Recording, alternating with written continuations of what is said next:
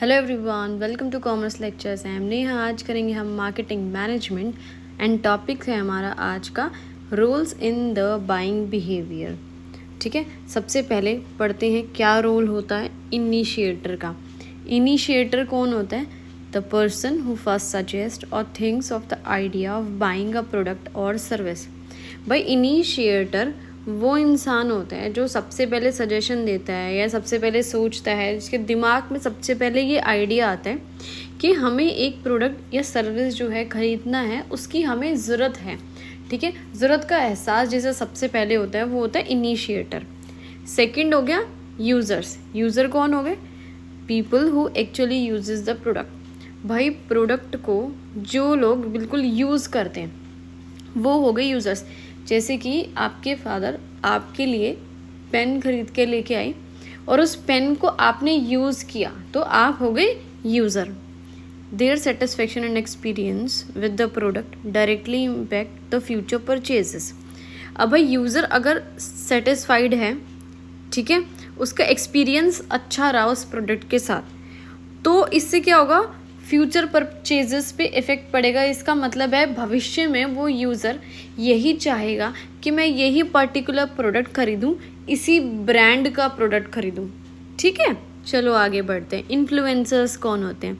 These people influence buying behaviour by recommending products to their loyal customers.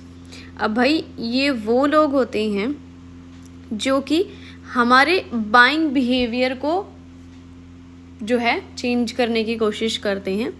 ये हमें products recommend करते हैं अपने लॉयल कस्टमर्स को। कैसे?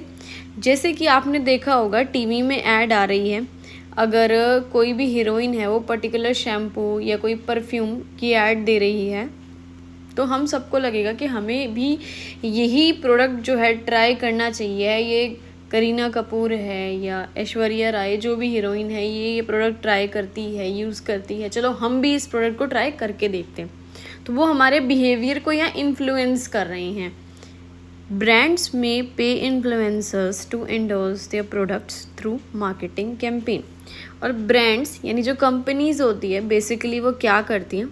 इन्फ्लुएंसर्स को पे करती है, यानी पैसे देती है, उनको बोलती है कि जो हमारा प्रोडक्ट है आप उसको एंडोर्स करो, यानी आप एडवर्टीजमेंट में दिखाओ, मार्केटिंग करो हमारे प्रोडक्ट की, इसके बदले हम तुम्हें पैसे देंगे। और आप अगर सजेस्ट करोगे हमारे कस्टमर्स को कि ये प्रोडक्ट यूज़ करो तो ज़रूर आपके फॉलोवर्स जो हैं वो इस प्रोडक्ट को यूज़ करना चाहेंगे। नेक्स्ट है डिसाइडर्स कौन होते हैं? These people are responsible for making final decision on what to buy and how to buy it. भाई ये वो लोग हैं जो सारे डिसीजन लेते हैं, जो इस चीज़ की डिसीजन लेते हैं कि भाई इस प्रोडक्ट को ख़रीदना है, नहीं ख़रीदना है, कहाँ से ख़रीदना है, कैसे ख़रीदना है, मतलब सारी एक चीज़ की रिस्पॉन्सिबिलिटी उनकी होती है। वही हर चीज़ का फाइनल डिसीजन लेते हैं, वो होते हैं deciders. In some cases the decider may be the same person as buyer और यूज़र। कभी कभी क्या होता है, जो डिसाइडर होता है वो बायर भी हो सकता है और यूज़र भी हो सकता है। जैसे कि मैं खुद शॉप पर गई, मैंने अपने लिए एक पेन ख़रीदा, तो यहाँ मैं बायर भी हो गई, मैं यूज़र भी हो गई, मैं डिसाइडर भी हो गई, है ना। लेकिन मैंने अपने फादर को बोला कि मेरे लिए एक पेन ला दो, ठीक है, कौन सा लाना है मैंने कुछ नहीं बताया, तो वो डिसाइडर हो गए कौन सा लाना है, कौन सी कंपनी का लाना है, 5 का लाना है, 10 का लाना है, तो वो डिसाइडर हो गए और बायर हो गए, लेकिन यूज़र मैं हूँ। ठीक है, यहाँ पे ये फ़र्क हो गया। सो बायर वो जो प्रोडक्ट ख़रीद के लाएगा, डिसाइडर वो जिसने ये सोचा है कि भाई प्रोडक्ट कहाँ से ख़रीदना है, कौन सा ख़रीदना है, यूज़र वो जो एक्चुअली में प्रोडक्ट यूज़ करेगा। आगे पढ़ते हैं बायर्स के बारे में डिटेल में।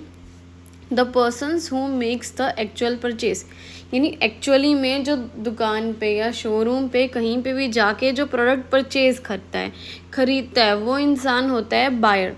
They are responsible for executing the transaction and selecting the specific product or service.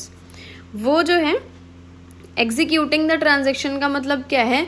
Transaction जो हो रही है, क्या ट्रांजेक्शन हो रही है कि पैसा दिया और उसके बदले में प्रोडक्ट लिया, ये जो एक्सचेंज हो रहा है ये चीज़ कौन करता है? बायर करता है। कौन सा प्रोडक्ट चूज़ करना है उस वक्त, कौन सी सर्विसेज लेनी है, ये जो है डिसाइड वहाँ पे जाके, दुकान पे जाके, शोरूम पे जाके बायर करता है।